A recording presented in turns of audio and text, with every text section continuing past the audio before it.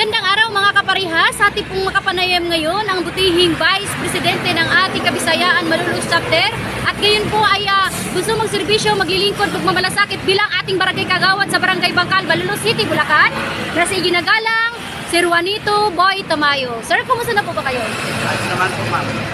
Okay. So sir, ano po ba ang ating magandang hangarin pa o mga layunin pa na dapat nating gagawin o bigyan ng priority sa Barangay Bangkal po kung sakali kayo pala rin bilang ating barangay kagawad? Ako po, ma'am, kasalukuyan tumutulong sa aking mga kababaryo at tutulong pang muli. Kung ako man ang papalarin na mananalo sa bilang kagawad ng barangay namin, tutulong at tutulong pa rin ako. Kahit hindi man ako palarin, tumutulong pa rin Okay lang po. Okay. So sir, panawagan niyo na lang po sa ating mga minamahal sa ating mga mahal nga kabarangay. Kinakamusta ko po kayo, mga kasama ko riyan sa mga kabisayaan. Sana sipagan ninyo yung pangungumpanya nyo para mananalo kayo. Tayong lahat pala, tayong lahat. At kung sakali man pong ako ang palarin, at kung alin po ang ibibigay niya ng mananalong kapitan, kung alin ang parang sa aking trabaho, gagampanan ko po yun. Wala po akong may pangakong sa ating baryo kung ano ang gaganapin natin. Pero kung alin ang ibibigay ng kapitan, yun lang po ang may tutulong ko. Karagdagang misahe na lang po, Vice President. Opo.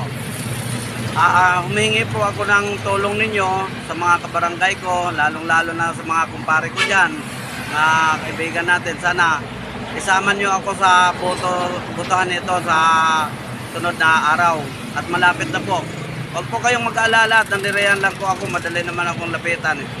Madali rin akong lapitan, madali rin hanapin. Maraming salamat po sa inyo. Sana tuloy-tuloy po ang ating pagsasama. Okay. Boto po nyo, Boy Tamayo po. Sana magkaisa tayo. Para kagawad lang po.